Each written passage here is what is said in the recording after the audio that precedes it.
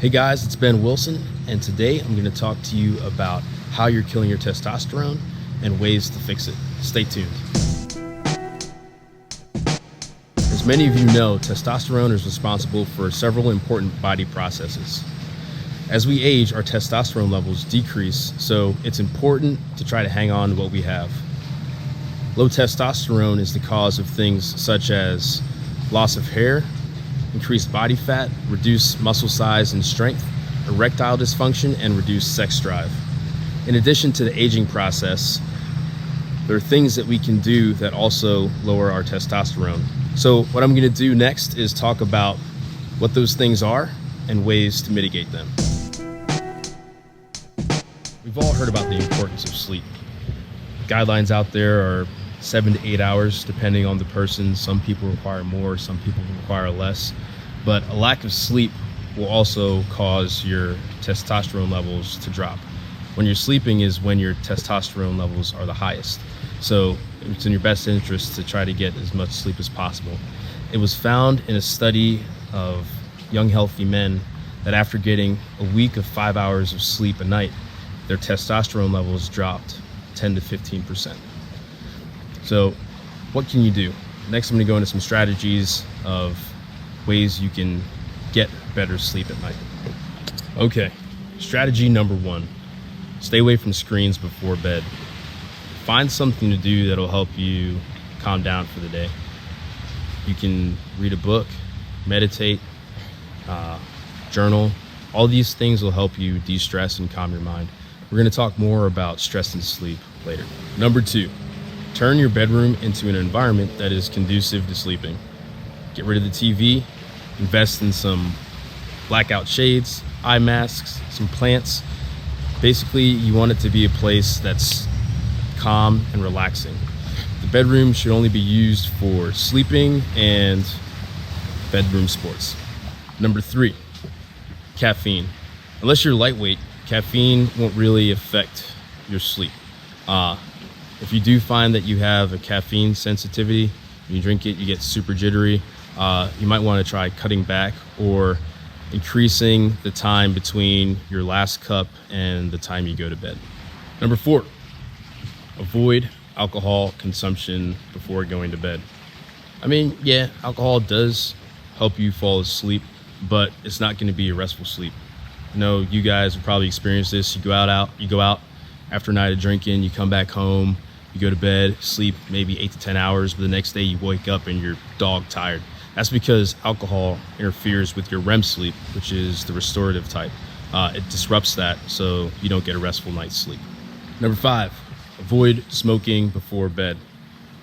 For some, smoking and drinking go hand in hand, but in a study, it was found that smoking within 4 hours of your bedtime disrupted the participant's sleep up to 42 minutes on average per night. So if you're going to smoke or drink, make sure you do it well before that 4-hour window. Number six, lower the temperature. Your body temperature drops naturally at night. That's your body's way of signaling that it's time to go to bed. If you sleep in a room that's between 60 to 68 degrees Fahrenheit, it'll help you get a more restful sleep. For me, I usually sleep with a fan on, and that seems to help. Okay, next up on the list of things that kill your testosterone production is booze. I know, I get it. Not the booze. I like alcohol just as much as anybody else does. But in all honesty, drinking in excess is more harm than good. For the purposes of this video, I'm just going to stick to how it affects your testosterone. As we mentioned before, alcohol disrupts your restorative sleep cycle. It also affects testosterone production and synthesization. So without getting too technical, I'm going to get into what happens. So basically, when you drink alcohol,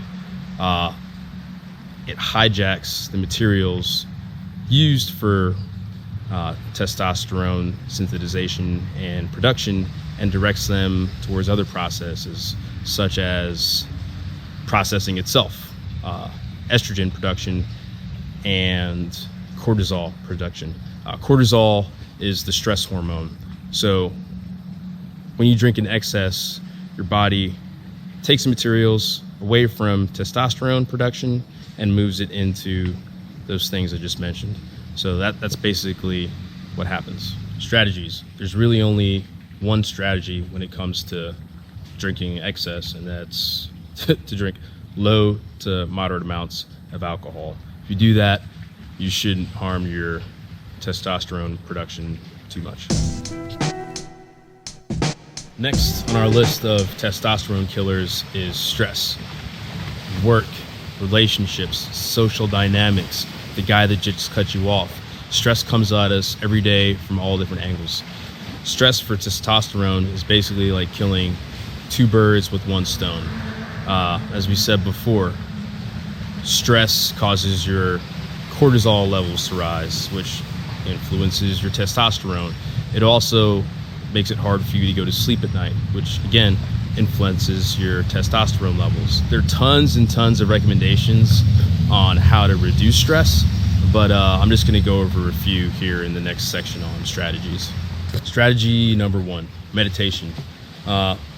Two types I think are the easiest. There's guided meditation and also the ones that focus on your breathing. If you're getting started, I would shoot for 5 to 10 minutes a day. There are tons of resources online where you can find how to get started and what to do. But one thing I've noticed in my life are the days that I do meditation, my whole day goes so much better. There's definitely a huge difference. Strategy number 2, box breathing. This one is one of my favorites because you can do it anywhere. Basically all it is you inhale for 4 seconds, hold for 4 seconds, exhale for 4 seconds,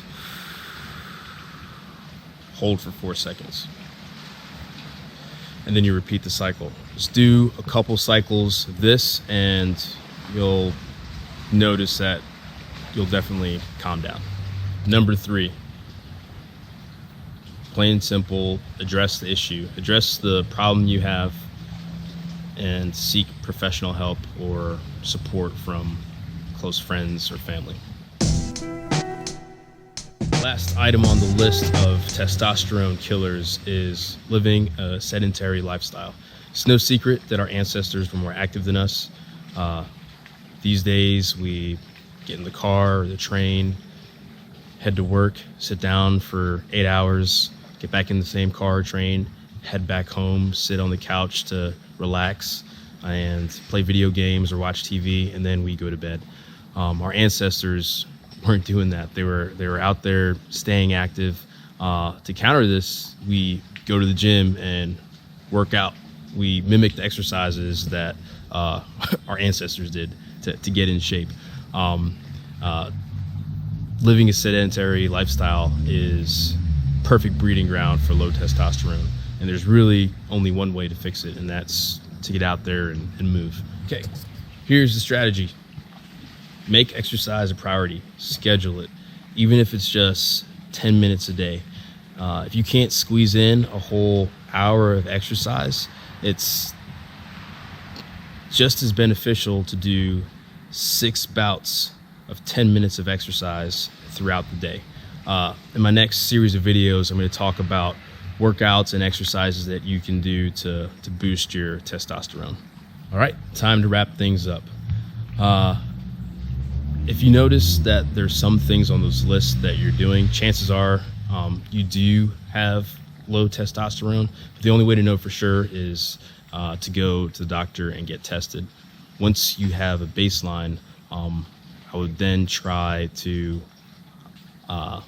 employ a couple of the strategies. Only look at maybe 1 or 2 strategies at a time and do them for about 2 to 3 weeks before moving on to something else. The main goal here is consistency and actually doing the habit and not the goal itself. Hope you liked the video. Let me know what you think in the comments. Let me know if you have any questions, and I will talk to you later.